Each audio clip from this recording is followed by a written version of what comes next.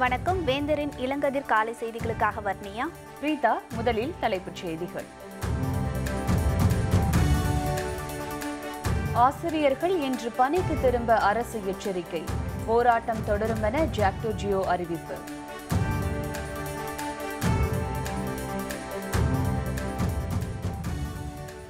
கேரளாவின் கலாச்சாரத்தை அவமதிக்கும் கம்யூனிஸ்ட் அரசு.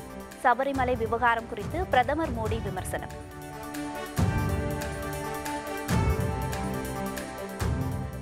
மத்திய பட்ஜெட் 1ஆம் தேதி தாக்கல். அனைத்து கட்சி கூட்டத்திற்கு மக்களவைத் தலைவர் அழைப்பு.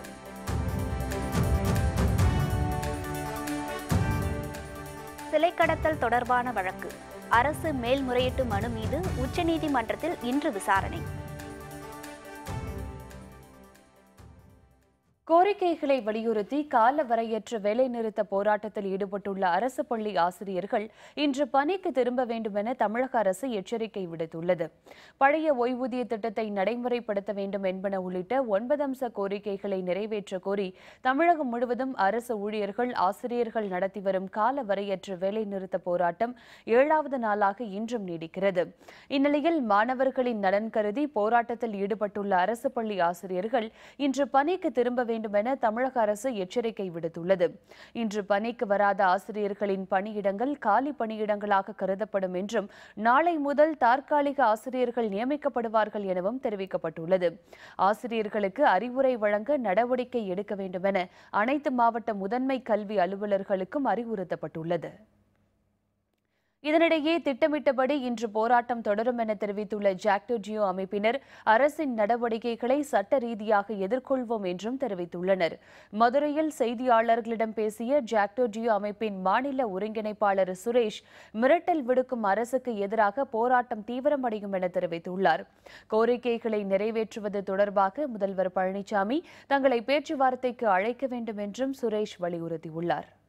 தமிழக அரசு எங்களது கோரிக்கைகளை, நியாயமான கோரிக்கைகளை பேசி தீர்க்க வேண்டுமே தவிர போலீசாரை வைத்தோ வழக்கு தொடுப்போம் என்று சொல்லியோ டிஸ்மிஸ் சஸ்பெண்ட் செய்வோம் என்று சொல்லியோ மிரட்டுவதை நாங்கள் சந்திக்க தயாராக இருக்கின்றோம். நாங்கள் போராட்டத்தை திட்டமிட்டபடி தொடருவோம். அதற்குள் எங்களது பேச்சுவார்த்தையை, இந்த அரசு பேச்சுவார்த்தைக்கு அழைக்க வேண்டும். வருகின்ற பிப்ரவரி 1ஆம் தேதி முதல் தேர்வு நடைபெற இருக்கின்றது. அதற்குள் மாணவர் நலன் மீது அக்கறை இருந்தால் இந்த அரசு எங்களை பேச்சுவார்த்தைக்கு அழைத்து தீர்வு காண வேண்டும். இல்லை என்று சொன்னால் போராட்டம் தொடரும். இந்த அச்சுறுத்தலுக்கு நாங்கள் அஞ்ச மாட்டோம். சபரிமலை விவகாரத்தில் கேரளாவின் கலாச்சாரத்தை முதல்வர் பினராயி விஜயன் தலைமையிலான அரசு அவமரியாதை செய்து கொண்டிருப்பதாக பிரதமர் நரேந்திர மோடி விமர்சித்துள்ளார். கேரள மாநிலம் திருச்சூரில் நடைபெற்ற பொதுக்கூட்டத்தில் பேசிய பிரதமர் மோடி, சபரிமலை ஐயப்பன் கோவில் விவகாரம் ஒட்டுமொத்த நாட்டின் கவனத்தையும் ஈர்த்துள்ளதாக தெரிவித்தார். சபரிமலை விவகாரத்தில் கேரள மாநிலத்தின் கலாச்சாரத்தை முதல்வர் பினராயி விஜயன் தலைமையிலான மார்க்சிஸ்ட் கம்யூனிஸ்ட் அரசு எப்படி அவமரியாதை செய்து வருகிறது என்பதை நாட்டு மக்கள் பார்த்து கொண்டிருப்பதாகவும் பிரதமர் மோடி விமர்சித்தார். The issue of the Sabarimala temple had caught the attention of the entire nation. The people of India are seeing the manner in which the communist government of Kerala are disrespecting all aspects of Kerala's culture. Neither the Congress nor the communists have any concern for women empowerment. If they did, they would not be opposing the NDA government's effort to end triple talaq. வரும் 30ஆம் தேதி அனைத்து கட்சி கூட்டத்திற்கு மக்களவைத் தலைவர் சுமித்ரா மகாஜன் அழைப்பு விடுத்துள்ளார். மத்திய அரசு வரும் பிப்ரவரி 1ஆம் தேதி பொது பட்ஜெட்டை தாக்கல் செய்ய உள்ளது. இதனை முன்னிட்டு வரும் 31ஆம் தேதி நாடாளுமன்றம் கூட உள்ளது. இந்நிலையில் அவையை சுமூகமாக நடத்துவது குறித்து வரும் 30ஆம் தேதி அனைத்து கட்சி கூட்டத்திற்கு சபாநாயகர் சுமித்ரா மகாஜன் அழைப்பு விடுத்துள்ளார். இதேபோல் மாநிலங்களவை தலைவரும் குடியரசு துணைத் தலைவருமான வெங்கையா நாயுடுவும் அனைத்து கட்சி எம்பிக்கள் கூட்டத்திற்கு அழைப்பு விடுத்துள்ளார். இடைக்கால பட்ஜெட் கூட்டத்தொடர் நடைபெற உள்ள இரு அவைகளின் கூட்டுக் கூட்டத்தில் குடியரசுத் தலைவர் ராம்நாத் கோவிந்த் உரையாற்ற உள்ளார். சிலை கடத்தல் வழக்கில் சிறப்பு அதிகாரி பொன் மாணிக்கவேல் நியமனத்தை எதிர்த்து தமிழக அரசு தாக்கல் செய்த மேல்முறையீட்டு மனு உச்சநீதிமன்றத்தில் இன்று விசாரணைக்கு வருகிறது. தமிழகத்தில் சிலை கடத்தல் தொடர்பான வழக்குகளை முன்னாள் சிலை கடத்தல் தடுப்பு பிரிவு ஐஜி பொன் மாணிக்கவேல் தலைமையிலான குழு விசாரித்து வந்தது. இதனிடையே திடீரென இவ்வழக்கை சிபிஐக்கு மாற்றி தமிழக அரசு அரசாணை வெளியிட்டது. இதனை எதிர்த்து உயர்நீதிமன்றத்தில் வழக்கறிஞர் யானை ராஜேந்திரன் பொதுநல வழக்கு தொடர்ந்தார். இவ்வழக்கை விசாரித்த நீதிமன்றம் சிபிஐ விசாரணைக்கு இடைக்கால தடை விதித்தது. மேலும் சிலை கடத்தல் வழக்கு தொடர்பான விசாரணை நடத்த பொன் மாணிக்கவேலை 1 வருடத்திற்கு சிறப்பு அதிகாரியாக நியமித்து நீதிபதிகள் உத்தரவிட்டனர். இதனை எதிர்த்து தமிழக அரசு உச்சநீதிமன்றத்தில் மேல்முறையீட்டு மனு தாக்கல் செய்தது. இந்நிலையில் இந்த மனு மீதான விசாரணை இன்று நடைபெறுகிறது.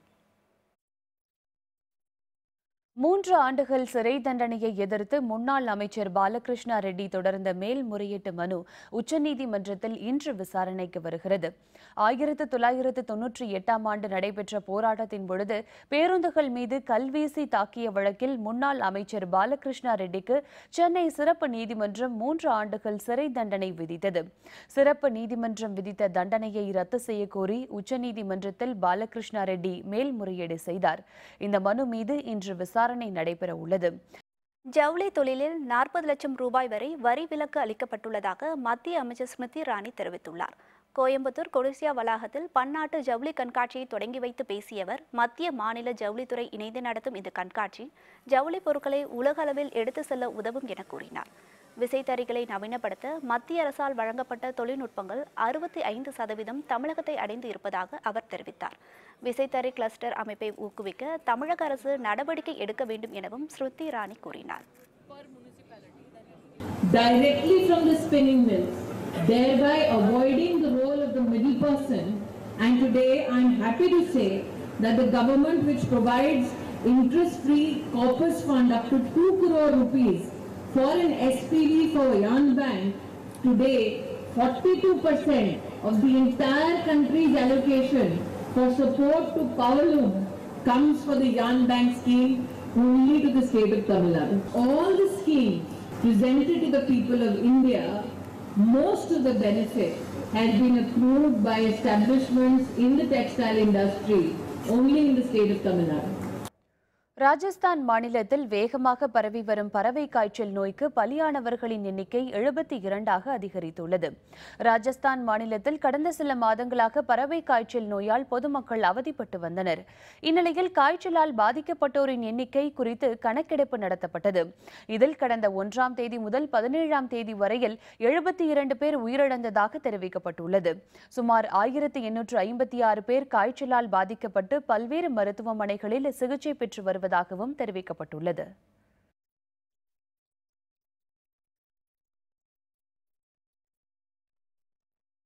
நல்ல தலைவர்களை தேர்ந்தெடுக்கவும் இளைஞர்களுக்கு கபில் தேவ் அறிவுரை. விவரம் விளம்பர இடைவேளைக்கு பிறகு.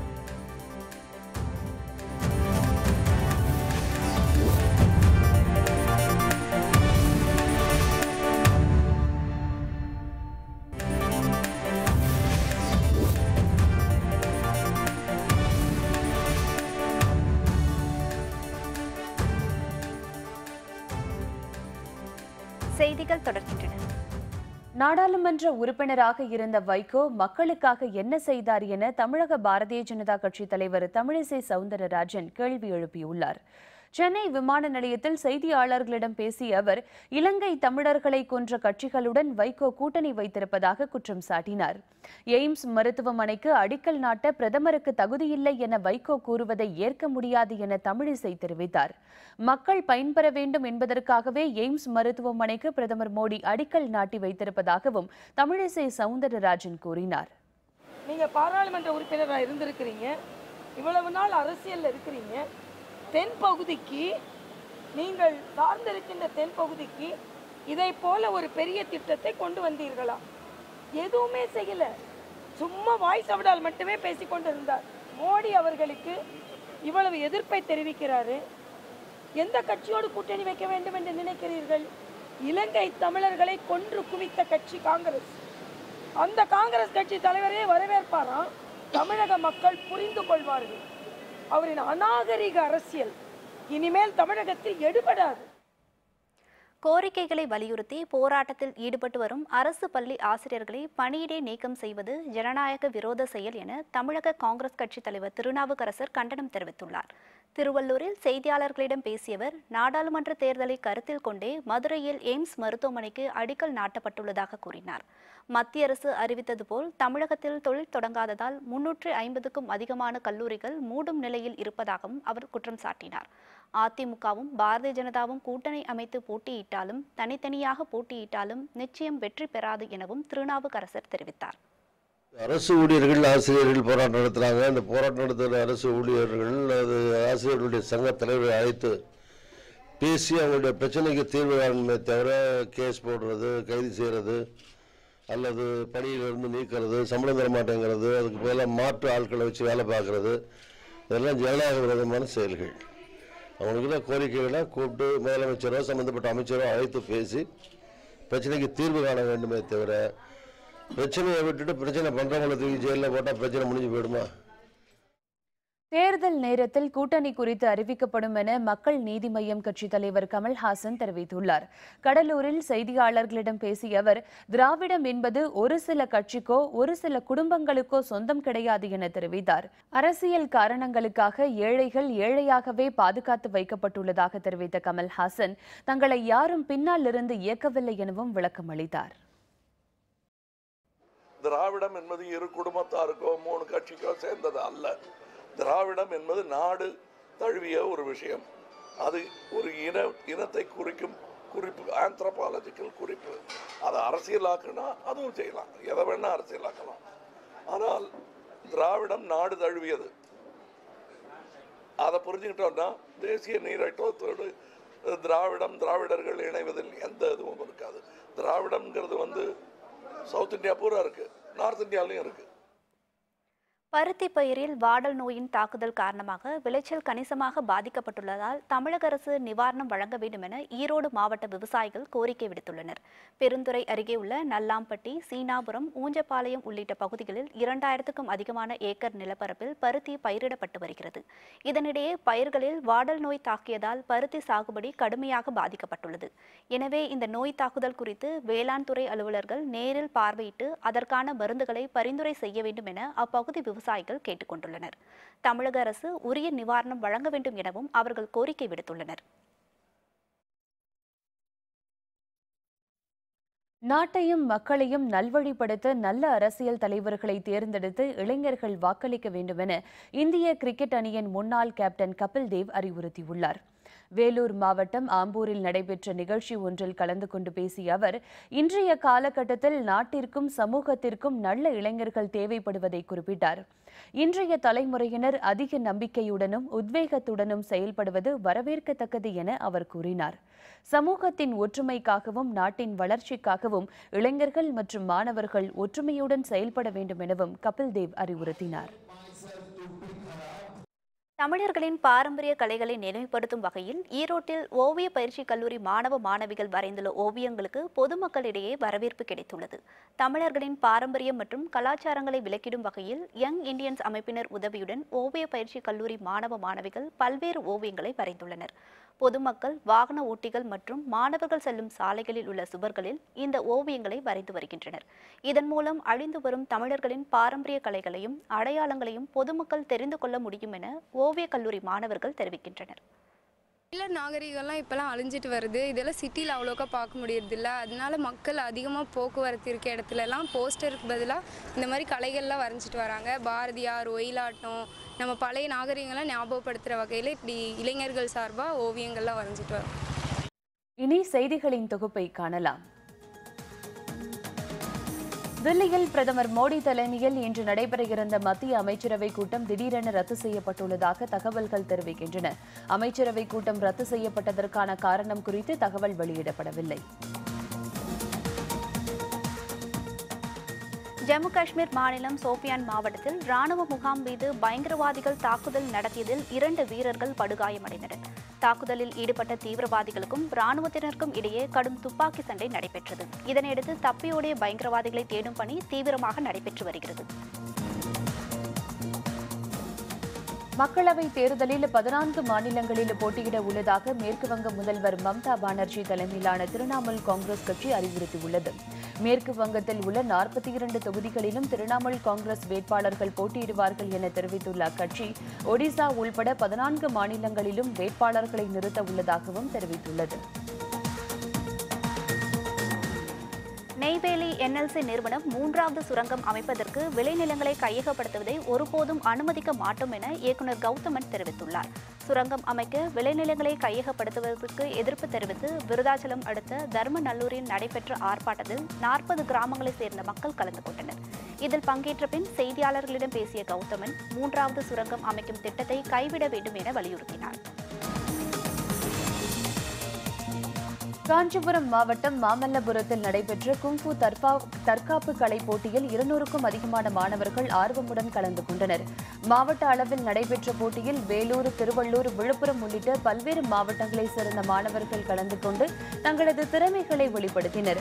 15 முதல் 70 கிலோ வரை எடை உள்ளவர்களுக்கு நடத்தப்பட்ட போட்டியில் வெற்றி பெற்ற மாணவர்களுக்கு பரிசுகள் வழங்கி கௌரவிக்கப்பட்டன. நியூசிலாந்துக்கு எதிரான 3வது ஒருநாள் போட்டி. இந்திய அணி பந்து வீச்சு. விவரம் விளம்பர இடைவேளைக்கு பிறகு.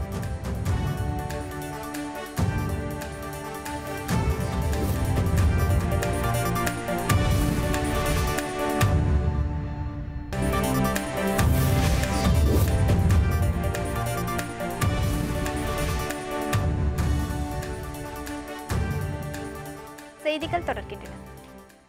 சீனாவின் யுனான் மாகாணத்தில் நடைபெற்ற விளக்கு திருவிழாவில் சுற்றுலா பயணிகள் திரளானோர் ஆர்வமுடன் கலந்து கொண்டனர். யுனான் மாகாணத்தில் உள்ள குன்மிங் நகரில் வசந்த கால திருவிழா தொடங்கியுள்ளது. இந்த விழா வரும் மார்ச் 24ஆம் தேதி வரை நடைபெற உள்ளது. இதையொட்டி நாடு முழுவதும் உள்ள ஓவிய கலைஞர்கள் மற்றும் சுற்றுலா பயணிகள் அங்கு குவிந்து வருகின்றனர். இதன் ஒரு பகுதியாக குன்மிங்கில் நடைபெற்ற விளக்கு திருவிழா கண்களுக்கு விருந்தளிக்கும் வகையில் அமைந்தது. அங்குள்ள பூங்காவில் டிராகன், தாமரைப்பூ உள்ளிட்ட உருவங்கள் வண்ண விளக்குகள் வடிவமைக்கப்பட்டுள்ளன. 8 மீட்டர் நீளத்திலும் 12 மீட்டர் அகலத்திலும் நிலா வடிவத்தில் அமைக்கப்பட்ட மாபெரும் விளக்கு அனைவரையும் வெகுவாக கவர்ந்தது.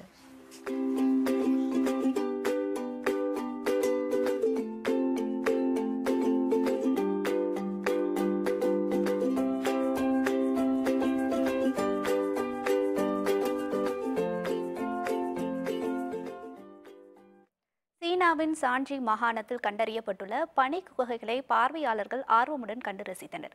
சாஞ்சி மாகாணத்தில் ஜியாங்கன் நகரில் 14 பனி குகைகள் கண்டறியப்பட்டுள்ளனர். பல்வேறு வண்ணங்களில் பிரமிக்க வைக்கும் வகையில் இந்த பனி குகைகளை பார்வையிட பொதுமக்களுக்கு அனுமதி வழங்கப்பட்டுள்ளது. மிகவும் தனித்துவமான இந்த குகைகளை நாடு முழுவதிலும் இருந்து ஆயிரக்கணக்கான பார்வையாளர்கள் ஆர்வமுடன் பார்த்து செல்கின்றனர்.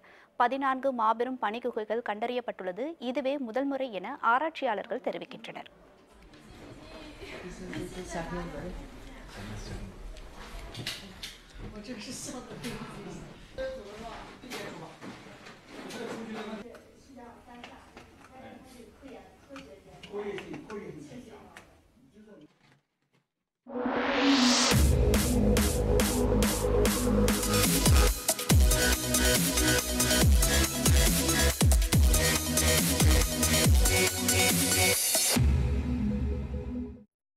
இந்தியா நியூசிலாந்து அணிகளுக்கிடையேயான 3வது ஒருநாள் கிரிக்கெட் போட்டி இன்னும் சற்று நேரத்தில் தொடங்குகிறது. நியூசிலாந்தில் சுற்றுப்பயணம் மேற்கொண்டுள்ள இந்திய அணி 5 போட்டிகள் கொண்ட ஒருநாள் தொடரில் பங்கேற்றுள்ளது. நேப்பியரில் நடைபெற்ற முதல் போட்டியில் இந்திய அணி 8 விக்கெட்டுகள் வித்தியாசத்திலும், மவுண்ட் மாங்கனூயில் நடைபெற்ற 2வது போட்டியில் 90 ரன்கள் வித்தியாசத்திலும் இந்திய அணி அபார வெற்றி பெற்று தொடரில் முன்னிலை வகிக்கிறது. இந்த நிலையில் இரு அணிகளுக்கிடையிலான 3வது ஒருநாள் கிரிக்கெட் போட்டி மவுண்ட் மாங்கனூயில் இன்னும் சற்று நேரத்தில் தொடங்குகிறது. டாஸ் வென்ற நியூசிலாந்து அணி பேட்டிங்கை தேர்வு செய்தது. இந்த போட்டியில் தோல்வியடைந்தால் தொடரை இழக்க நேரிடும் என்பதால் நியூசிலாந்து அணி கடுமையாக போராடும் என எதிர்பார்க்கப்படுகிறது.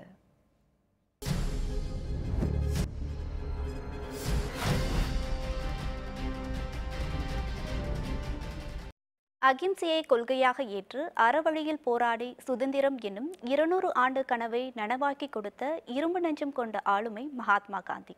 அன்பை கொடுத்தால் பதிலாக அன்பே கிடைக்கும் என்ற பழமொழியை பொய்யாக்கி துப்பாக்கி குண்டை பரிசாக பெற்ற மகாத்மா காந்தி கொல்லப்பட்டதன் பின்னணி குறித்து விரிவாக காண்போம்.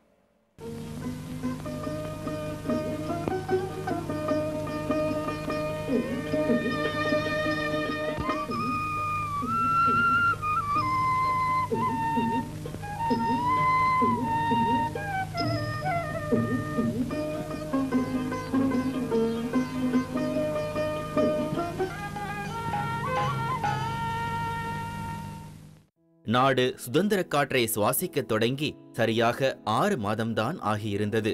1948ஆம் ஆண்டு ஜனவரி 30ஆம் தேதி ஒரு மாலை வேளை டெல்லியில் உள்ள பிர்லா மாளிகையில் அனைத்து மத பஜனை கூட்டம் நடந்து முடிந்தது.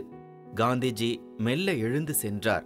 வழக்கறிஞரும் இந்து வலதுசாரி அமைப்பைச் சேர்ந்தவருமான நாதுராம் கோட்சே தான் வைத்திருந்த கைத்துப்பாக்கியால் காந்திஜியை சரியாக மணி 5:17க்கு சுட்டார். துப்பாக்கியிலிருந்து சீறி பாய்ந்த குண்டுகள் காந்தியின் உடலை சல்லடையாக துளைத்தெடுத்தன. குண்டடிப்பட்ட காந்தி நிகழ்விடத்திலேயே மரணத்தை தழுவினார்.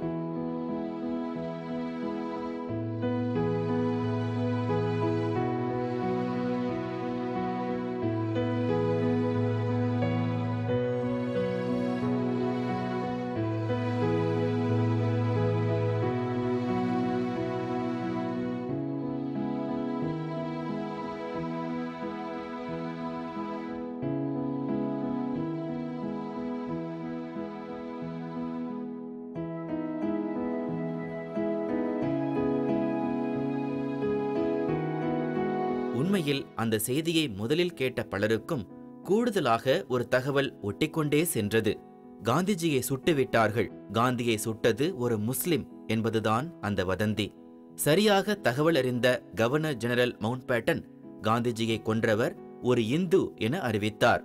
இந்தியா பாகிஸ்தான் பிரிவினையால் இரத்த களரியாகி கிடந்த இந்தியா மேலும் ஒரு கலவர சூழ்நிலையில் இருந்து தப்பியது. காந்தி சுட்டுக் கொல்லப்படுவதற்கு இந்தியா பாகிஸ்தான் பிரிவினை ஒரு காரணமாக அமைந்தது. பிரிவினையின் போது இஸ்லாமியர்கள் கொல்லப்படுவதை விரும்பாத காந்தி 1947 செப்டம்பர் 1ஆம் தேதி உண்ணாவிரதத்தை தொடங்க இருப்பதாக அறிவித்தார். அமைதி திரும்பினால் மட்டுமே உண்ணாவிரதத்தை முடிப்பேன் என திட்டவட்டமாக அறிவித்தார் காந்தி. அது காலவரம்பற்ற உண்ணாவிரதம் என்பதால் அனைவரும் பதறிப்போயினர். கொல்கத்தாவில் ஒரு இஸ்லாமியர் வீட்டின் மாடியில் அவர் தங்கியிருந்தார். இந்துக்கள் பலரும் பாகிஸ்தானில் கொல்லப்பட்டு வரும் நிலையில் காந்திஜியின் செயல் பலருக்கும் வெறுப்பை ஏற்படுத்தியது. நாட்டின் பிரிவினைக்கும் இந்துக்கள் கொலை செய்யப்பட்டதற்கும் காந்தியின் பிடிவாதமே காரணம் என பலரும் நினைத்தனர். இதுவே அவரை கொன்றுவிட வேண்டும் என்ற வெறுப்பை வளர்த்தது.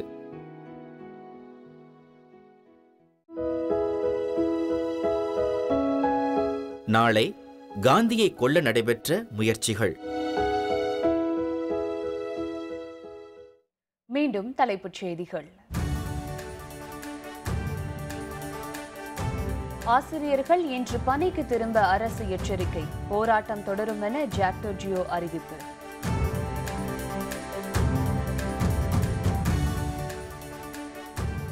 கேரளாவின் கலாச்சாரத்தை அவமதிக்கும் கம்யூனிஸ்ட் அரசு.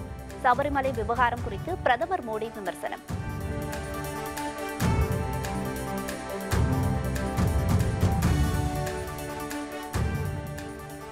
மத்திய பட்ஜெட் 1ஆம் தேதி தாக்கல். அனைத்து கட்சி கூட்டத்திற்கு மக்களவைத் தலைவர் அழைப்பு.